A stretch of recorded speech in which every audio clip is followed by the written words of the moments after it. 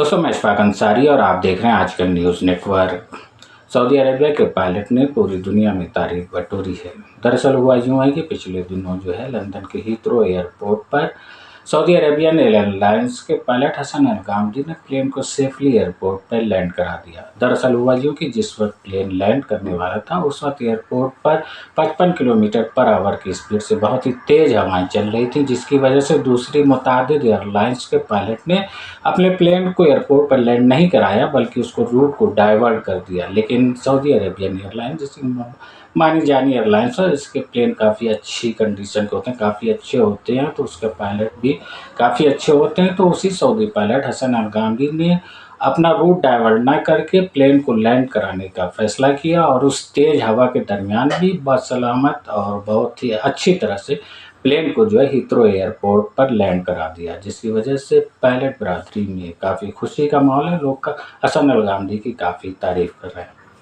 दोस्तों, पिछले दिनों जद्दा में सऊदी इंडियन फेस्टिवल हुआ। पहले आप वीडियो देखिए। And welcome to this spectacular celebration of cultural diversity and harmony at our Saudi India Festival Season 1 under the theme 5K Camaraderie, organized by Consulate General of India in collaboration with Goodwill Global Initiative. We are thrilled to have you all with us today as we embark on a journey through the rich tapestry of Indian and Arab traditions. السلام عليكم ورحمة الله وبركاته. مساء الخير السيدات والسادة، مرحبا بكم في هذا الاحتفال المذهل المتنوع الثقافي الذي يجري بالوئام في مهرجان السعودي الهندي الموسم الأول الذي تنظمه القنصلية العامة للهند بالتعاون مع مبادرة النوايا الحسنة العالمية GGI.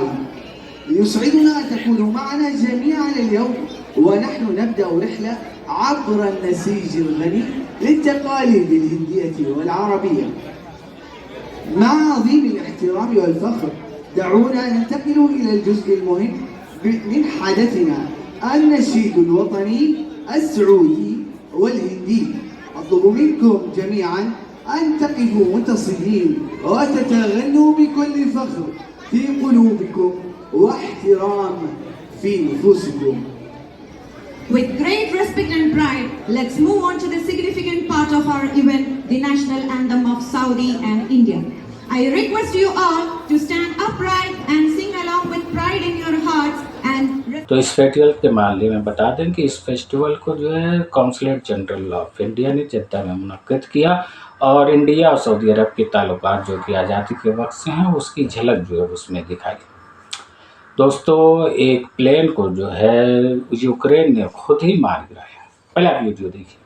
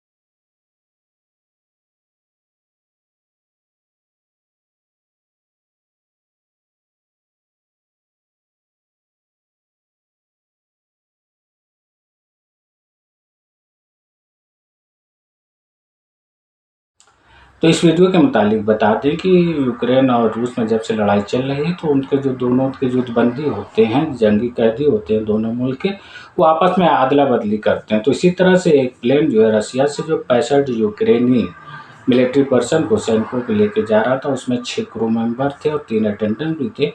उन लोग को लेके जा रहा था कि Belgrade पे बताया जाता है कि यूक्रेन की मिसाइल ने अटैक करके उस प्लेन को मार गिराया, जिससे कि उसमें सभी लोग मारे गए, प्लेन जो है ज़मीन पर गिर गया।